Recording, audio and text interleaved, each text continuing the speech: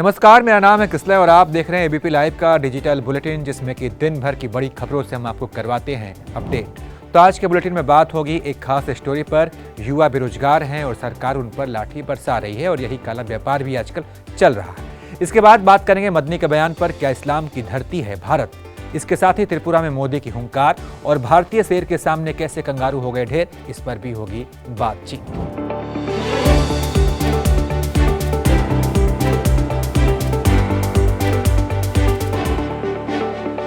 चलिए बुलेटिन की शुरुआत करते हैं युवाओं से जुड़े एक मुद्दे के साथ। देश में युवा बेरोजगार हैं और यही इस वक्त का सबसे बड़ा व्यापार है। कभी यही वोट की आड़ है तो कभी यही गुस्से का गुब्बार है। बेरोजगारी के नाम पर क्या नहीं होता। सरकार बनती है, सरकार बिगड़ती है, वादे और दावे किए जाते हैं, लेकिन आखिर में क्या होता है। सरकार वैकेंसी निकालती है, लोग पैसे खर्च करके उसकी तैयारी करते हैं, परीक्षा की फीस जमा करते हैं और लेकिन अचानक से पेपर लीक हो जाता है और कई परीक्षाएं रद्द हो जाती हैं। तो कई परीक्षाओं के लीक पर्चों की वजह से ऐसे लोग नौकरी तक पहुंच जाते हैं जो उसके काबिल नहीं होते। फिर बवाल होता है, प्रशासन पर दबाव बढ़ता है, सरकार जांच की बात करती है और फिर आगे कुछ नहीं होता। साल बीत जाता है, परीक्षा की नई तारीख आती है, बेरोजगार की उम्र बीत जाती है और सब कुछ ठीक होने का इंतजार लंबा होता जाता है। ये दुख की बात है, हम भी इसी दर्द के साथ हैं। उत्तराखंड में जो कुछ आज जेई और एई के पर्चे लीक होने की वजह से हो रहा है, ऐसा सिर्फ उत्तराखंड ही नहीं बल्कि क्या राजस्थान, क्या एमपी, क्या यूपी, बिहार, हर जगह का यही हाल है। जहां जितने बेरोजगार हैं वहां उतना मजबूत हो रहा है ये काला व्यापार, पर्चा लीक वाला काला व्यापार। आखिर इसके पीछे क्या है और इसके आगे का रास्ता क्या है, देखिए ये हमारी खास रिपोर्ट जो हमने आपके लिए तैयार की है। उत्तराखंड लोकसभा आयोग के जेई और एई पेपर लीक मामले में यहां के युवा नाराज हैं और उनके परिजन आंदोलन पर उतारू, क्योंकि प्रदेश में बढ़ रहे नकल माफियाओं से युवाओं और उनके अभिभावकों का मनोबल टूट रहा है। जो ये नकल कराने वाले गिरोह हैं, इनके खिलाफ कोई ऐसा सख्त कानून उत्तराखंड विधानसभा में बनाया जा जो ये नकल कराने की सोचते हुए भी काम पर और इनकी संपत्तियां भी जब्त हों। अगर हमारी मांग नहीं मानी गई और हमारे बच्चों का मनोबल इसी तरह टूटता रहा और उनके पीछे जो उनके माँ बाप हैं, किसान हैं, मजदूर हैं, जो अपना पेट काट कर बच्चों को पाल रहे हैं, उनका मनोबल टूटता रहा तो हम घेराव भी करेंगे। पर्चा लीक मामले की वजह से प्रशासन भी दबाव में है, लेकिन वो दावा कर रही है इसके गुनाहगारों तक पहुँचने का। इस गैंग में और भी लोग इसके साथ जुड़े होने की संभावना है, क्योंकि अब सारी चीजें कड़ियां भी गिरफ्तारी की गई है, पूछताछ चल रही है, तो मुझे लगता है आने वाले समय में और बाकी चीजें भी इसमें खुलकर सामने आ पाएंगी। ऐसा नहीं है कि ये सिर्फ उत्तराखंड में हो रहा है, राजस्थान में भी हाल में ही पेपर लीक का मामला सामने आया था। खुद राजस्थान के मुख्यमंत्री राजनीति करते दिखाई दे रहे हैं। पेपर लीक हो रहे हैं और पेपर लीक तो हो रहे हैं गुजरात में, बिहार में, आंध्र प्रदेश में, उत्तराखंड में, पश्चिम बंगाल में, उत्तर प्रदेश में, हिमाचल प्रदेश में, सब जगह हुए और आपके वक्त में 13 बार पेपर लीक हो गए। हमने पहला राज्य राजस्थान है जिसने हमने उन लोगों को जेल के सिकने में बंद किया है, वो राजस्थान राज्य है। मध्य प्रदेश में भी पेपर लीक मामला तूल पकड़ रहा है। प्रशासन का दावा है कि वो इसके गुनाहगारों को पकड़ने में कामयाब हुई। हाईवे पे टेकनपुर के आगे एक ढाबा है, उस ढाबे में रेड की गई तो उसमें कुछ लोग वहाँ पर मिले और उनके पास से कुछ मोबाइल फ़ोन्स मिले, प्रिंटर मिला, लैपटॉप मिला और साथ ही कुछ बच्चे या स्टूडेंट या परीक्षार्थी जो कि एग्ज़ाम में अपीयर होने जा रहे थे वो भी वहाँ पर मिले। ग्वालियर में NHRM नर्सिंग भर्ती परीक्षा में जो पेपर लीक हुआ था वो 15 लाख में बिका था, जिस मामले में 6 आरोपी गिरफ्तार हुए हैं और परीक्षा भी रद्द कर दी गई है। चलिए आगे बढ़ते हैं। जमीयत उलेमा-ए हिंद के अध्यक्ष मौलाना महमूद मदनी अक्सर इस्लाम को लेकर बड़े बड़े बयान जारी करते हैं। एक बार फिर से उन्होंने इसी तरह का बयान दिया है। जमीयत उलेमा चीफ ने कहा है कि हमारी नज़र में हिंदू और मुसलमान बराबर हैं, हम इंसान के बीच कोई फर्क नहीं करते।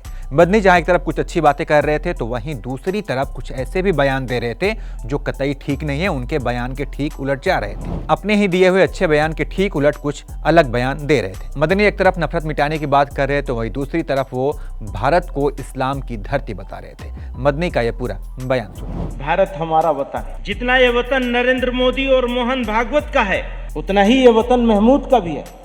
न महमूद इनसे 1 इंच आगे है और न वो महमूद से 1 इंच आगे है। यह धरती इस्लाम की जाए पैदाइश है, यह मुसलमानों का पहला वतन है। इसलिए यह कहना, यह समझना और यह बोलना कि इस्लाम बाहर से आया हुआ कोई मजहब है, यह सरासर गलत और तारीखी एतबार से बेबुनियाद है। इस्लाम इसी मुल्क का मजहब है और सभी मजाहिब में, सारे धर्मों में, सारे रिलीजन में सबसे पुराना मजहब है, सबसे कदीम और पुराना भी है। वहीं मदनी के इस बयान पर हिंदू महासभा के स्वामी चक्रपाणी ने पलटवार किया है। चक्रपाणी स्वामी ने क्या कुछ कहा, ये भी सुनो। ये सच्चाई है, ये पितृभूमि है, हिंदुओं की भी है, पुण्य भूमि हिंदुओं की है, लेकिन पुण्य भूमि आपकी नहीं है। आपको यहाँ पे रहने का स्थान है, चूँकि आपकी पैतृक। आप जब पिछले 3 पुश्त पीछे चले जाओ, 2 पुश्त चले जाओ, तो आप देखोगे कि इनके पूर्वज हिंदू थे। तो सब परिवर्तन हुए हैं और मुगल जब आए तो उन्होंने तलवार के बल पे धर्मांतरण किया है। तो इसलिए कोई लालच के बल पे, कोई डर से धर्मांतरण किया है। इनके पूर्वज तो पहले देखो तो पितृभू पुण्यभू सब यही के थे। उन्होंने सिर्फ मंदिर ही नहीं तोड़ा मुगलों ने, उन्होंने रामस्वरूप को मौलाना बना दिया और उन्होंने कोई हिंदू को इमाम बना दिया और दाढ़ी रखवा दिया। तो कई चीज़ें परिवर्तन किया उन्होंने। तो इसलिए जो है अब हिंदू का तो पितृभू पुण्यभू प्रथम और अंतिम सब जन्मभूमि मृतभूमि सब हमारा भारत है। मदनी ने कहा कि यह भूमि मुसलमानों की पहली मात्र भूमि है। जो लोग ये कह रहे हैं कि इस्लाम बाहर से आया है, ये सरासर गलत और निराधार बातें हैं। मदनी ने यह भी कहा कि मुसलमानों के लिए भारत सबसे अच्छा देश है, लेकिन यहाँ मुस्लिमों के खिलाफ नफरत के उकसावे के मामले लगातार बढ़ रहे हैं। हाल ही के दिनों में इस्लामोफोबिया काफी बढ़ रहा है। दिल्ली के रामलीला मैदान में जमीयत उलेमा हिंद का अधिवेशन चल रहा है, जिसमें मदनी शामिल हुए और इस दौरान उन्होंने ये सारी बातें कही हैं। मदनी के बयान पर आप क्या सोचते हैं, इसके बारे में हमें बताइएगा। कहते हैं समय बड़ा बलवान होता है। एक वक्त था जब यूपी के मऊ इलाके में डॉन मुख्तार अंसारी का सिक्का चलता था। मऊ के आसपास पूरे इलाके में उसके खौफ का राज कायम था, लेकिन अब यह डॉन बेबस हो चुका है। उसके कई साथी ठिकाने लगाए जा चुके हैं। बेटे अब्बास अंसारी के बाद अब मुख्तार अंसारी की बहू को भी गिरफ्तार कर लिया गया है। मुख्तार अंसारी की बहू और विधायक अब्बास अंसारी की पत्नी निस्बत अंसारी को हिरासत में लिया गया है। उनके खिलाफ मुकदमा दर्ज किया गया है। आरोप है कि पति अब्बास अंसारी से मिलने के लिए जेल पहुंची निस्बत अंसारी के पर्स से तलाशी में 2 मोबाइल फोन समेत अन्य अवैध वस्तुएं मिली हैं। आपको बता दें कि मुख्तार अंसारी का बेटा और विधायक अब्बास अंसारी इस समय चित्रकूट के जेल में बीते 2 महीनों से बंद है।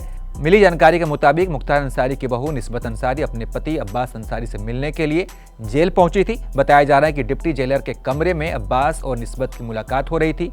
इसी दौरान अचानक निस्बत के पर्स की तलाशी ली गई और इस दौरान उनके पास से 2 मोबाइल फोन समेत अन्य प्रतिबंधित सामान बरामद किए गए। बता दें कि जेल प्रशासन की तरफ से इस मामले में मुकदमा दर्ज करवाया गया है। निस्बत अंसारी को हिरासत में लेकर पुलिस उनसे पूछताछ भी कर रही है। बता दें कि जेल प्रशासन की लापरवाही को लेकर भी जांच के आदेश दिए गए हैं। इस मामले की जांच डीआईजी जेल प्रयागराज को सौंप दी गई है। जांच रिपोर्ट आने के बाद चित्रकूट जेल में लापरवाही बरतने वाले पुलिसकर्मियों पर भी कार्रवाई की जाएगी। घटना के संबंध में आईपीसी और भ्रष्टाचार निवारण अधिनियम के तहत केस दर्ज किया गया है। इसके बारे में चित्रकूट के डीएम का क्या कहना है, आइए आपको ये भी सुनाते हैं। उनको ऊपर से सूचना मिली थी कि जेल में जो कुछ संवेदनशील कैदी बंद हैं उनके द्वारा अनधिकृत मुलाकात की जा रही है। तो उसी क्रम में मेरे और एसपी महोदय द्वारा आकस्मिक निरीक्षण जेल का कल किया गया दोपहर में। तो पहले संवेदनशील कैदियों की जो बैरक थी उसका निरीक्षण किया गया। तो निरीक्षण के दौरान वहाँ एक अब्बास अंसारी जो बैरक में रहने चाहिए थे वो नहीं मिले। तो जेल प्रशासन से पूछा गया तो उनके द्वारा बताया गया कि मुलाकाती में गए हैं। फिर मुलाकाती रजिस्टर का अवलोकन किया गया, उसमें कोई एंट्री उनकी दर्ज नहीं थी। उस कमरे में ताला लगा था, उस कमरे को खुलवाया गया तो वहाँ पे जो प्राइवेट व्यक्ति मुलाकात कर रही थी उनकी पत्नी मौजूद थी और फिर उसकी तलाशी ली गई। तलाशी में उनके पास से मोबाइल बरामद हुआ है और डीआईजी जेल द्वारा स्वतंत्र रूप से जांच की जा रही है।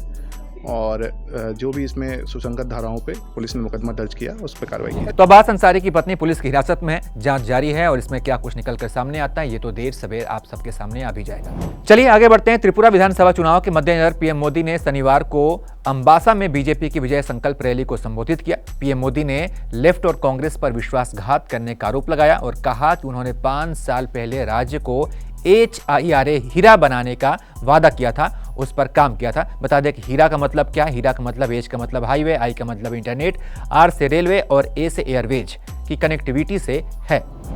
पीएम मोदी ने अपने भाषण की शुरुआत में स्थानीय भाषा से की और कहा कि त्रिपुरा चुनाव के लिए ये मेरी पहली रैली है, लेकिन इतनी बड़ी संख्या में लोगों को देखकर मैं काफी उत्साहित हूं। अब आते हैं क्रिकेट पर। भारतीय क्रिकेट टीम ने बॉर्डर गावस्कर ट्रॉफी का शानदार आगाज किया है। टीम इंडिया ने नागपुर में खेले गए पहले टेस्ट मैच में ऑस्ट्रेलिया को पारी और 132 रनों से हरा दिया है। इसी के साथ ही टीम इंडिया ने 4 मैचों की टेस्ट सीरीज में 1-0 से बढ़त हासिल कर ली है। ऑस्ट्रेलियाई टीम पहले पारी में 177 रनों पर ढेर हो गई थी। इसके बाद टीम इंडिया ने शानदार बल्लेबाजी करते हुए अपनी पहली पारी में 400 रन बनाए थे और 223 रनों की बढ़त ली थी। इसके बाद टीम इंडिया ने शानदार बल्लेबाजी की और अपनी पहली पारी में 400 रन बनाए और 223 रनों की बढ़त हासिल कर ली। ऑस्ट्रेलिया की टीम दूसरी पारी में फिर से फेल रही और उसकी बल्लेबाजी ताश के पत्तों की तरह ढह गई। ऑस्ट्रेलिया टीम दूसरी पारी में 91 रनों पर ही ढेर हो गई। रोहित शर्मा ने इस मैच में शतक जमाया, वहीं अश्विन ने पहली पारी में 3 विकेट लिए थे, जिसकी जीत में बड़ी भूमिका रही। तो कुल मिलाकर आज के बुलेटिन में इतना ही। बाकी तमाम अपडेट्स के लिए आप देखते रहिए ABP लाइव।